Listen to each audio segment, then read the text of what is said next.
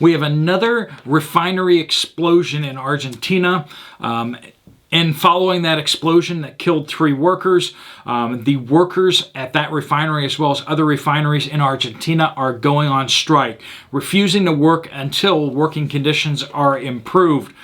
Not only that, but we are seeing across Europe, they are running out of diesel. Diesel supplies are tightening up dramatically in Europe, partially because they're not importing them from Bear Country nearly as fast, but more importantly, a lot of the refineries in Europe are either being shut down due to maintenance issues that have built up over time, or they are actually having strikes.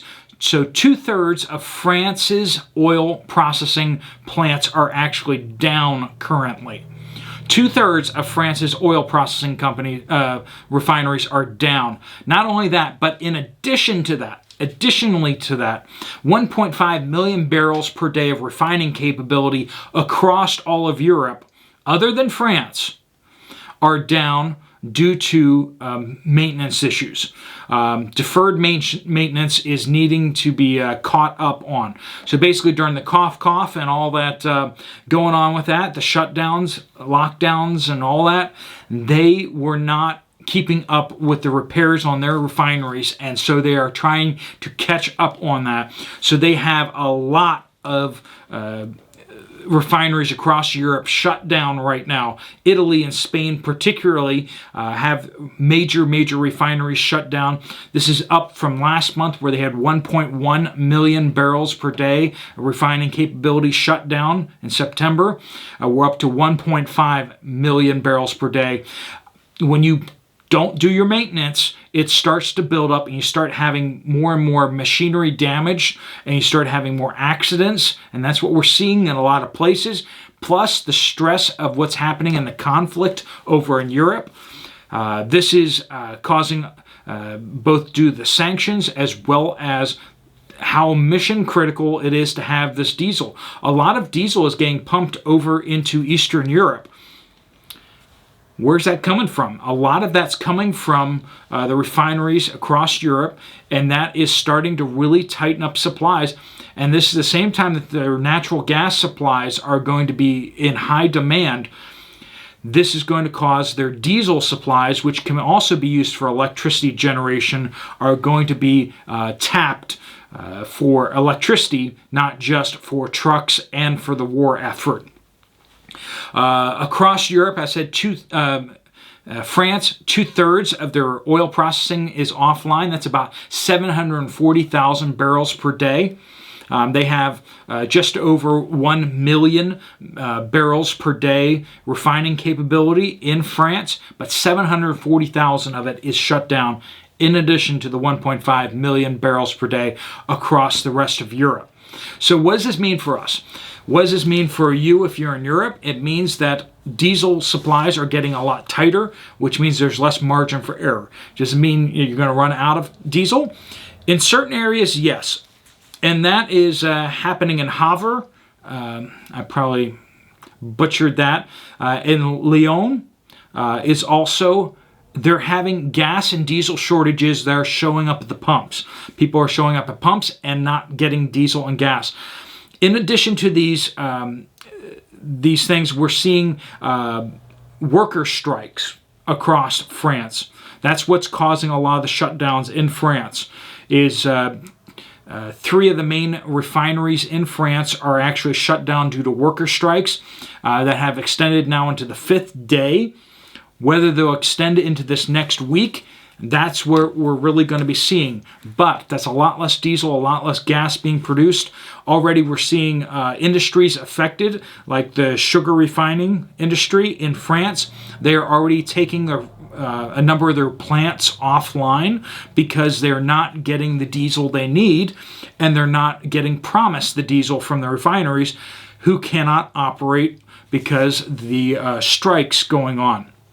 This is just going to ripple out to more and more industries that are reliant upon diesel until we start seeing shipping and transport being impacted. all this to say that the supplies are getting shorter and shorter in Europe. All it takes is one big issue with a large refinery getting damaged offline for a longer period of time, and with people's pipelines spontaneously combusting under the ocean, that's always a possibility. So make sure that you are energy independent if you're in Europe as best you can. Stockpile some extra gas or diesel, depending on what your vehicle uses. Make sure that you have fuel stored up for your generator because you may need that this winter. Make sure you have fuel, whether it's wood or coal, whatever it is, to heat your home if the power goes out and doesn't come back on, or if it's not on for very much of the winter. In the United States or other countries outside of Europe, what does this mean for you? That means a lot of diesel is going to have to be going to Europe on boats. So if you're in a place like the United States, particularly the east coast of the United States, we don't have enough refining capability because some people who wanted to greenify the environment decided that, diesel is obsolete, gasoline is obsolete. So we need to stop making diesel and gasoline at refineries, and we need to start making ethanol at refineries. And so they've been actually taking too many oil refineries offline and trying to convert them into these, Green New Deal kind of refineries. And that means that we actually have a shortfall of refining capability here in the United States, particularly along the East Coast. And that's why diesel supplies are continuing to tighten up, which is exactly where the diesel would need to come from if it was going to get on some boats and then walk across the ocean over to help out the European crisis. What's happening in the UK? Same kind of things. We're seeing a shortage of natural gas, electricity, energy, and the refineries there are not doing much better either. Where is all the diesel and gasoline going to be coming from in the future? Well, in the infinite wisdom of all the Western advisors out there and democracies, they decided to have all the new refineries to be built in the Middle East. So all your gasoline and diesel needs to come from the Middle East so that we get to be dependent upon them for even more. So those ships are extremely vulnerable to all sorts of issues. What happens if somebody's tanker gets stuck in the Suez Canal again, right? That would never happen again. We have serious bottleneck issues. Countries are not producing their own diesel and gasoline. They are trying to import this more and more and becoming more and more dependent upon other countries halfway around the world, which is not the situation we want to be seeing right now with global crises happening all over the place. Being dependent on people halfway around the world is not a good place to be. And so you need to be thinking about how to localize your supply chain as much as possible. Where do you get your energy from? Where do you get your food from? These things need to be coming from as close to home as possible. If that means growing your food out in your yard, awesome. If that means making sure that you don't have to travel much, so you don't need fuel and energy, you can actually stay where you are because you are self-sufficient enough that you can get by if you can't drive to town or drive to the nearby city or drive to the store. Who knows what will be left of the stores in the near future when the trucks can't get there to unload their produce and unload their food and supplies, the stores. These are the things that are coming.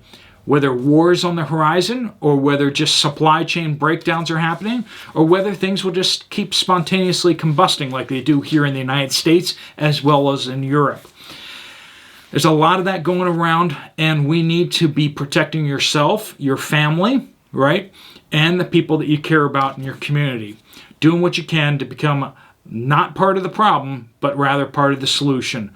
Get your supply chains as localized as possible.